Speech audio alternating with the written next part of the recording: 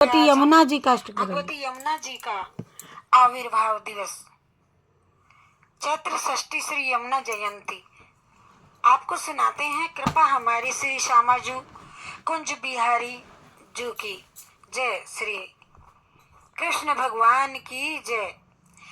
सुनिए, सनातन धर्म में भगवान श्री कृष्ण को सर्वेश्वर माना गया है और हिंदू धर्म ग्रंथों में उनकी जिन 8 पटरानियों के का उल्लेख है, भगवती यमुना भी उनमें से एक हैं। सनातन धर्म में भगवान श्री कृष्ण को सर्वेश्वर माना गया है और हिंदू धर्म ग्रंथों में उनकी जिन 8 पटरानियों का उल्लेख है, भगवती यमुना जी भी उनमें से एक हैं। समझिए। और पुराणों के अनुसार यमुना जी भगवान सूर्य की पुत्री होने के साथ यमराज एवं शनिदेव की बहन भी हैं। द्वापर में भगवती यमुना का आविर्भाव चैत मास के शुक्ल पक्ष की षष्ठी के दिन हुआ था। अतः ये पावन तिथि यमुना जयंती के नाम से प्रसिद्ध हो गई और ब्रजमंडल में प्रतिवर्ष यह महोत्सव बड़े धूमधाम से मनाया जाता ही है। मार्कंडे पुराण के मतानुसार गंगा यमुना सगी 2 बहनें हैं। जिस तरह गंगा का उद्गम गंगोत्री के समीप स्थित गोमुख से हुआ है, उसी तरह यमुना जी जब भूलोक में पधारी तब उनका उद्गम यमुनोत्री के समीप कालिंदी गिरी से हुआ है। द्वापर युग में श्री कृष्ण लीला के समय सर्वेश्वर श्री कृष्ण एवं यमुना जी के पुनर्मिलन का वृतांत कुछ इस प्रकार से है। सुनिए ध्यान से। इस प्रकार से है, एक बार श्री कृष्ण अर्जुन को साथ लेकर के घूमने के लिए चले गए। घूमने गए यमुना तट पर एक वृक्ष के नीचे दोनों विश्राम कर रहे थे। श्री कृष्ण को ध्यान मग्न देख करके अर्जुन टहलते हुए यमुना जी के किनारे कुछ दूर निकल गए और वहां उन्होंने देखा कि यमुना नदी के भीतर स्वर्ण एवं रत्नों से सुसज्जित भवन में एक अति सुंदर स्त्री तप कर रही है। अर्जुन ने जब उससे परिचय पूछा तो उसने कहा, मैं सूर्य देव की पुत्री कालिंदी हूँ। भगवान श्री कृष्ण जी के लिए यह तप कर रही हूँ।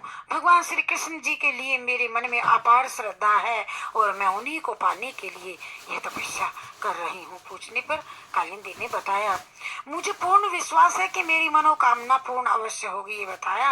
और अर्जुन ने वापस आकर के ये वृतांत श्री कृष्ण जी को सुनाया तो श्याम सुंदर ने कालिंदी के पास जा करके उनको दर्शन दिया और उनके अनुरोध को स्वीकार कर लिया। इसके बाद श्री कृष्ण ने सूर्य देव के समक्ष उनकी पुत्री कालिंदी यमुना से विवाह का प्रस्ताव रखा तो उन्होंने श्री कृष्ण के साथ कालिंदी का विवाह कर दिया और इस प्रकार वह द्वारिकाधीश श्री कृष्ण की पटरानी बन गई, यमुना रानी।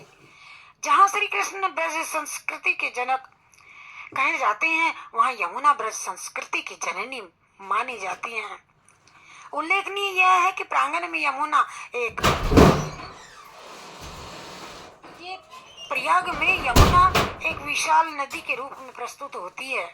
यमुना प्रयाग में विशाल नदी के रूप में प्रस्तुत होती है और वहां के प्रसिद्ध ऐतिहासिक किले के नीचे गंगा में मिल जाती है। जाकर के ब्रज की संस्कृति में यमुना का महत्वपूर्ण स्थान भी है और पौराणिक स्रोत के अनुसार भुवन भास्कर सूर्य इसके पिता, मृत्यु के देवता यम हैं।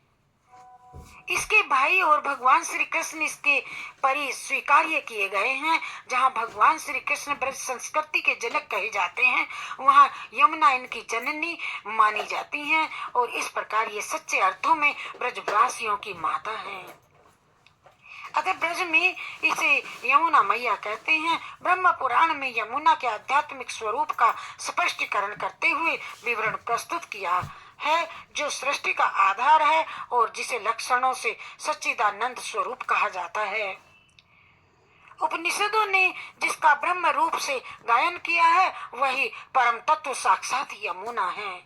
यमुना भारत की एक नदी है। यह गंगा नदी की सबसे बड़ी सहायक नदी है, जो यह यमुनोत्री उत्तर काशी में 30 किलोमीटर उत्तर गढ़वाल में नामक जगह ब्रजभाषा के भक्त कवियों और विशेषतः वल्लभ संप्रदाय कवियों ने गिरिराज गोवर्धन की भांति यमुना के प्रति भी अतिशय श्रद्धा व्यक्त की है।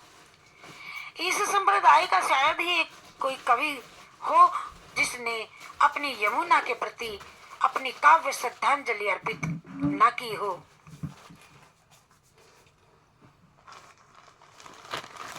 उनका यमुना स्तुति संबंधी साहित्य ब्रजभाषा भक्ति काव्य का एक उल्लेखनीय अंग है। पुराणों में यमुना की महिमा कही गई है। संवत 1549 में जब महाप्रभु वल्लभाचार्य ने यमुना अष्टक की रचना की, तब यमुना का स्वरूप मनोहारी था। यमुना जी के दोनों किनारे सुंदर बनों से पुष्प यमुना जी में झरते हैं और देव देव अर्थात तीन भाव वाले भक्त भली भांति पूजा करते हैं और उनके जल में उठती तरंग मानो उनके हाथों के कंगन हैं। किनारों पर चमकती रेत कंगनों में फंसे मोती हैं। दोनों तट उनके नितंब हैं। किनारे दोनों उनके नितंब हैं। अपगणित गुणों से शोभित हैं और शिव ब्रह्मा और देव आपकी स्तुति करते हैं। जल पर पूरित मेघ श्याम बादलों जैसा आपका वर्ण है। श्री यमुना के साथ गंगा का संगम होने से गंगा जी भगवान की प्रिय बन फिर गंगा जी ने उनके भक्तों को भगवान की सभी सिद्धियां प्रदान की हैं। आपको नमन है। आपका चरित्र अद्भुत है। आपके पेय के पान करने से कभी यमराज की पीड़ाएं नहीं भोगनी पड़ती। आपके जल को का पान करने से यमराज की पीड़ा नहीं भोगनी पड़ती। और स्वयं की संतान दुष्ट भी हो तो यमराज उन्हें किस तरह मारे। यमुनाष्टकम हम इससे अलग करेंगे। इस वीडियो से अलग 7 मिनट की वीडियो बनाएंगे यमुनाष्टकम, और बनाई भी है तो हम पहले वाली निकाल कर आपको सेंड करेंगे। यमराज तो तूने जीत लिए, जय जय जय जय यमुना मैया। हो यमराज तो तूने जीत लिया, जय जय जय जय यमुना मैया। जय जय जय जय यमुना मैया। जय जय जय जय यमुना मैया। यमराज तूने जीत लिया, जय जय जय जय यमुना मैया। श्री कृष्ण स्वरूप कृष्ण प्रिया अति कृपा मई सर्व सुख प्रदायनी श्री यमुना मैया के प्राकट्योत्सव की परम मंगल में बधाई। श्री यमुने महारानी की जय। यमुना महारानी की जय। जय श्री राधा कृष्ण। जय राधे चरण दास की जय। जय जय श्री आदरणीय कृष्ण। सभी रसिक जनों के चरणों में कोटि कोटि कोटि कोटि जय जय जय यमुना मैया। जय जय जय जय जय श्री राधे। जय जय जय जय जय श्री राधे। यमुना अर्पणमस्तु। जय जय जय।